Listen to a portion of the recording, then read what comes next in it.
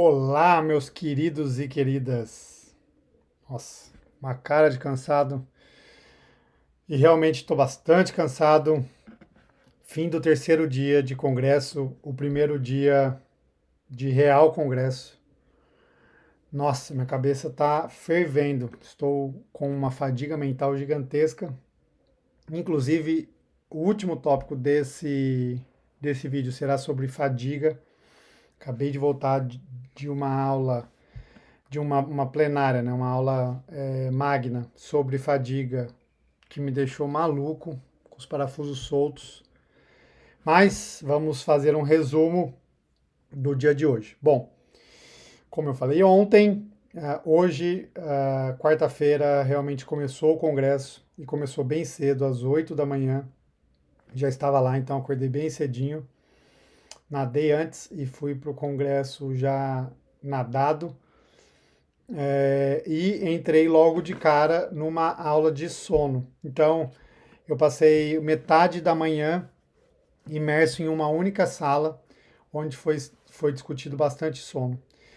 Eu tenho uma avidez muito grande por questões do sono, eu gosto de estudar sono, eu realmente me importo, porque acredito que uma das chaves relevantes e uma das principais variáveis que influenciam a performance é o sono. Então, eu gosto do tema, eu estudo o tema e discuto e trago à tona sempre nas consultas para discutir com os pacientes. Estou sempre buscando novos conhecimentos e atualizações. Então, passei a manhã toda lá, amanhã não, primeira metade da manhã, nesse conjunto de palestras relacionadas ao sono. E a primeira palestra, uma palestra já muito boa, começou bem o congresso, discutindo os wearables, os dispositivos que a gente tem hoje para medir nosso sono. Então, se discutiu principalmente relógios, o Whoop e o Oura, que é esse anel aqui. Eu uso o Oura. Eu tenho o relógio, mas eu não uso o relógio diariamente. E se discutiu a eficácia, a eficiência, a precisão, prós e contras de cada um dos dispositivos, mas de maneira geral o que foi relatado foi que, primeiro, são dispositivos legais e interessantes de se usar, porque traz informações relativamente fidedignas, traz boas informações para o usuário, e é algo que a gente pode mensurar e pode se autoconhecer ou ter um conhecimento sobre a sua rotina e possíveis mudanças que podem ser feitas. E uma vez que essas mudanças são feitas, o impacto disso na sua qualidade do sono e, secundariamente, no seu estado de vida, na sua prontidão, né, readiness, seu nível de estresse, enfim. Então, é uma sequência de informações que podem ajudar aí a população geral a entender melhor e se preocupar mais com essa questão. Agora, questões mais específicas, no fim das contas, no resultado geral ali, o indivíduo que apresentou um consenso, ele apresentou vários trabalhos e com algumas conclusões, mas no final ele mostrou uma tabela bem legal comparando o UP com o Oura, e ele, segundo o que ele mostrou e o que ele estudou, o UP é um pouco mais superior do que. Desculpa, o Oura é um pouco mais superior que o UP. Então o anel é um pouco melhor do que o bracelete, né? Porque as informações que você coleta no dedo são mais fidedignas. Legal, muito legal isso, muito legal essa questão de a gente conseguir se automonitorar no sono, óbvio.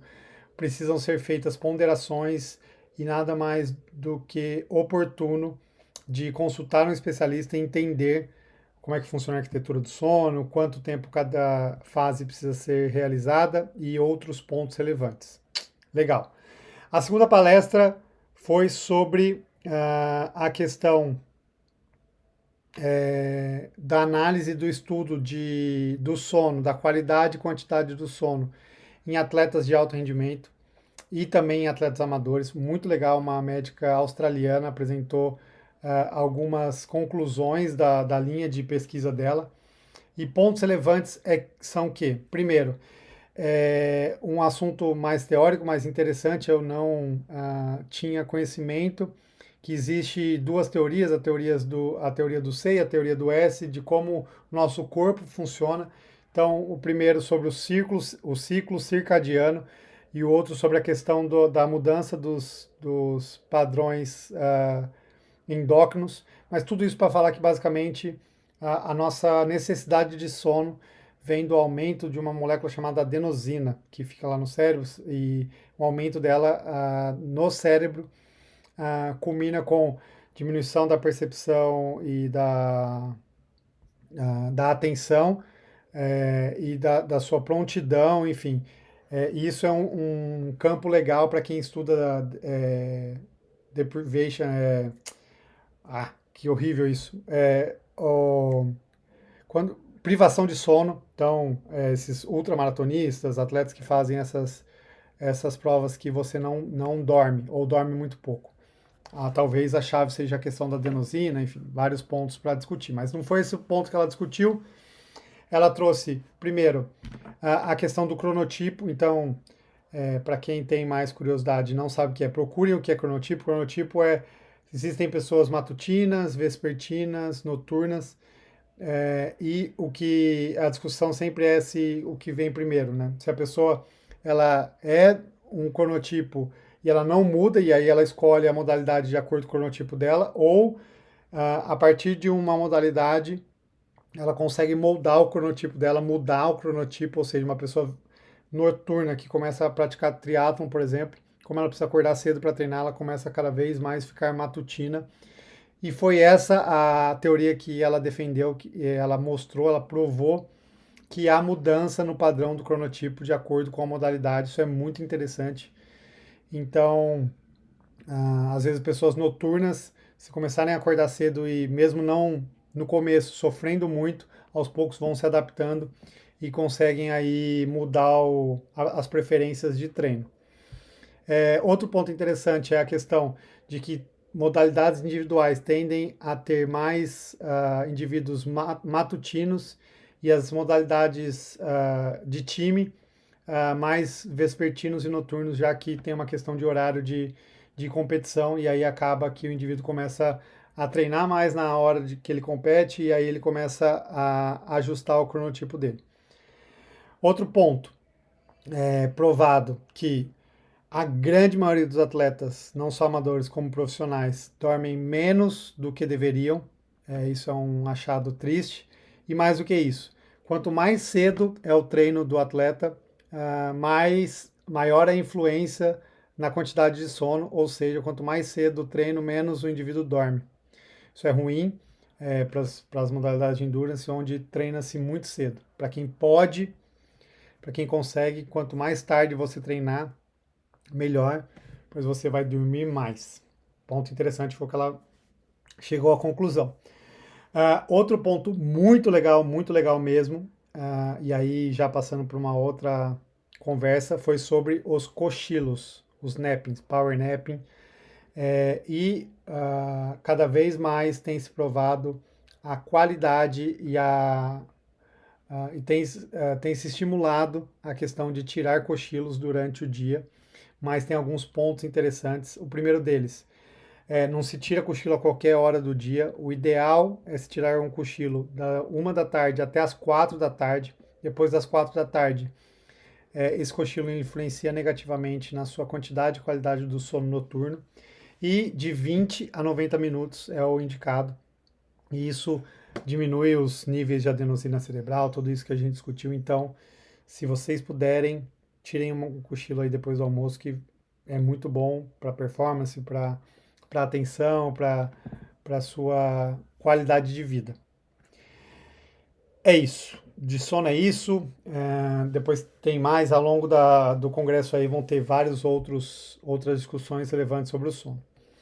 Depois disso, eu fui para a segunda sessão da manhã. E aí entrei numa sala que tem um cara que eu gosto muito, sou fã desse cara, chama David Bishop. Ele é australiano também. E é um cara fantástico, um cara fenomenal, um cara que eu admiro muito do ponto de vista científico. O cara tem excelentes publicações, as publicações dele são muito boas, o jeito de pensar desse cara me intriga demais. E aí ele foi moderador de uma discussão, de uma pauta, e aí eu entrei nessa pauta e ainda no final ele deu uma aula, basicamente é uma aula de biologia celular sobre mitocôndrias. É um assunto meio denso, mas vou tentar simplificar ao máximo. Mitocôndria é uma organela, é uma estrutura celular que está lá dentro da célula, responsável pela respiração celular. Então, é a nossa estrutura que capta o oxigênio e transforma isso em energia. Basicamente isso. E tem-se uma questão de aumento do número das mitocôndrias secundárias aos exercícios. Ou seja, uma das funções dos treinos é aumentar a densidade da mitocôndria, ou seja, aumentar o número de mitocôndrias na sua célula muscular. E aí houve uma discussão ali de várias aulas sobre qual tipo de treino influencia mais esse aumento das mitocôndrias, ou seja, a biogênese mitocondrial.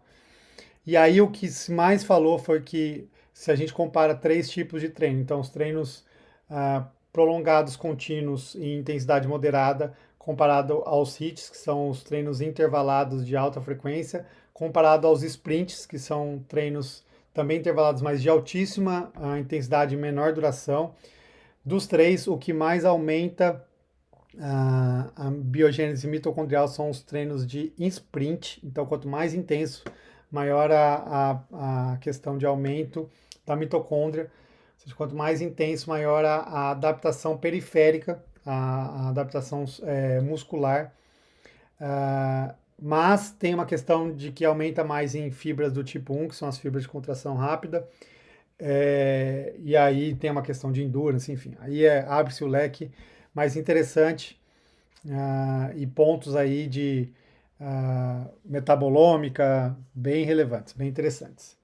Bom, passando de um papo mais pesado para um papo mais leve, à tarde eu entrei numa discussão muito legal sobre modelos de treinamento para o Endurance.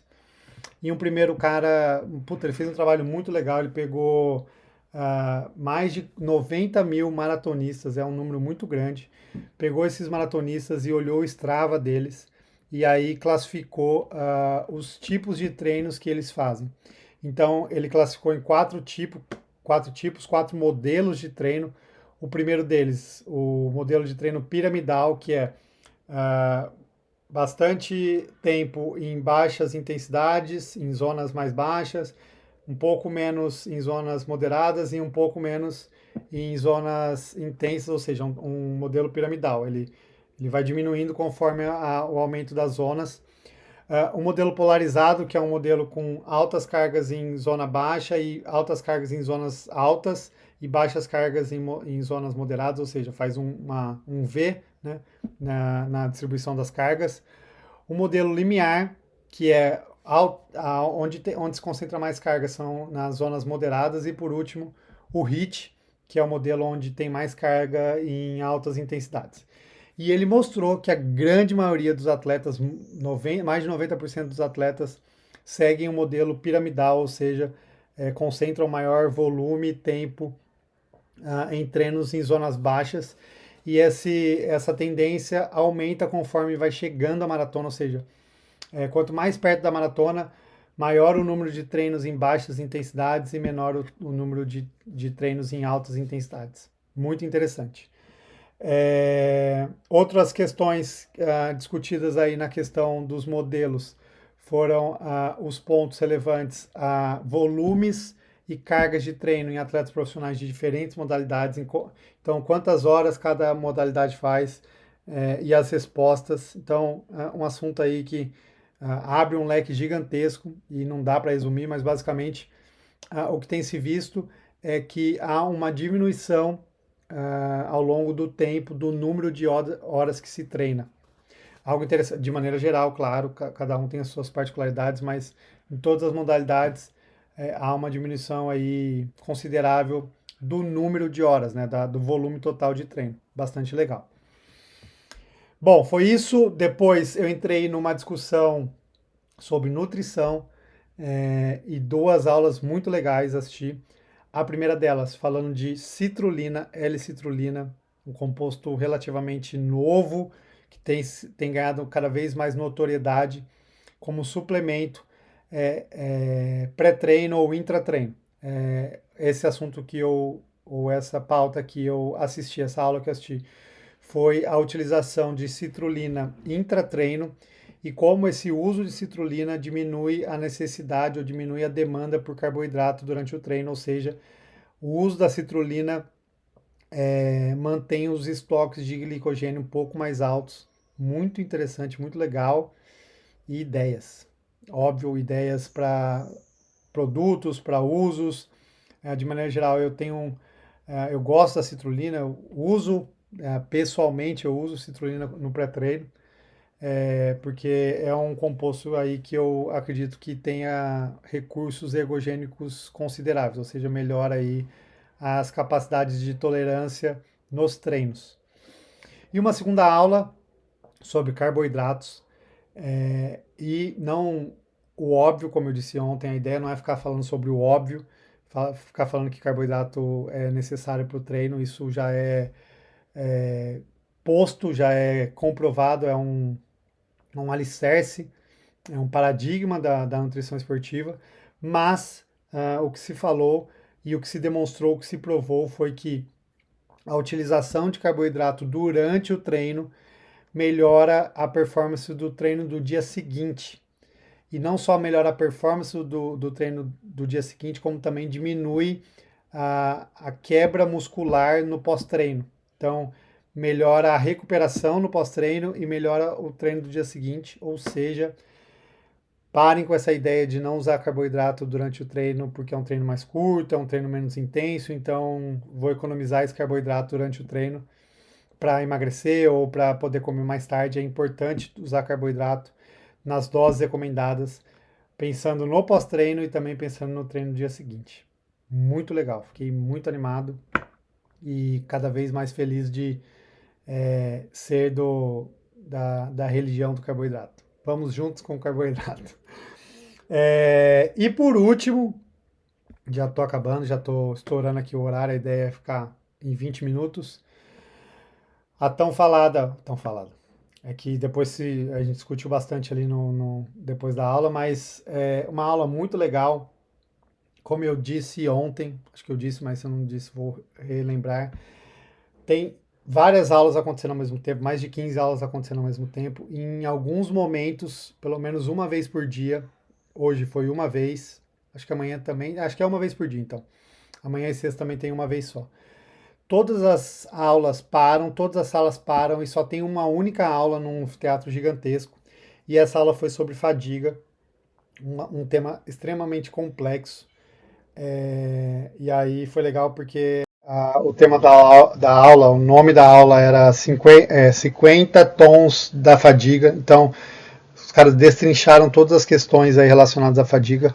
Como fadiga é um termo muito utilizado não só na ciência do esporte, mas em todas as outras áreas da saúde. Então, as ciências clínicas, as questões de saúde mental, enfim, várias. Esse termo fadiga ele é muito utilizado e aí na ciência do esporte não é diferente. E aí se busca os motivos pelos quais a gente entra em fadiga e alguns pontos interessantes que eles levantaram a bola, eles não trouxeram nenhuma resposta, eles muito mais levantaram dúvidas e lançaram um monte de teorias, é que a gente tem um limite, ou seja, o cara usou uma teoria baseada numa caixa d'água, então conforme você vai acumulando sobrecarga, tende a encher a sua caixa d'água até um certo limite, e aí esse certo limite a gente tem até inclusive uma reserva que a gente, de maneira geral, entra em fadiga antes de atingir essa reserva, e aí se discutiu primeiro, muitas pessoas elas já começam com esse tanque um pouco mais cheio, porque elas estão passando por processos de fadiga já crônicos, então questões de saúde mental, questões de doenças mitocondriais ou doenças musculares ou doenças inflamatórias, diabetes, câncer, enfim, todas essas questões. O indivíduo ele está no processo inflamatório, então ele já está ele parte de um tanto já de fadiga acumulado e aí ele tende a acumular e tende a chegar no limite mais rápido. E também tem pessoas que têm a reserva um pouco menor, que são pessoas que têm alguma questão envolvida com não estar tão treinado para ter essa reserva, ou ainda tem pessoas que têm essa reserva um pouco maior, ocasionados pelo treino, mas também pelas questões mentais. Então se falou muito da questão da reserva mental relacionada à fadiga, e como as mulheres são mais tolerantes à fadiga do que os homens, e isso talvez explique o motivo pelos quais a performance das mulheres em esportes de ultra resistência, então ultramaratona, maratona aquática, enfim, as mulheres têm ido muito bem e muitas vezes ganhado dos homens. Talvez seja aí a questão, talvez seja aí a chave. É isso. Cansei, valeu, vou descansar, vou dormir. Amanhã tem corrida. Amanhã tem uma corrida do Congresso, 5 km, tocar o terror. E é isso, valeu. Beijo para vocês. Até amanhã. Espero vê-los aí no próximo vídeo. Beijo.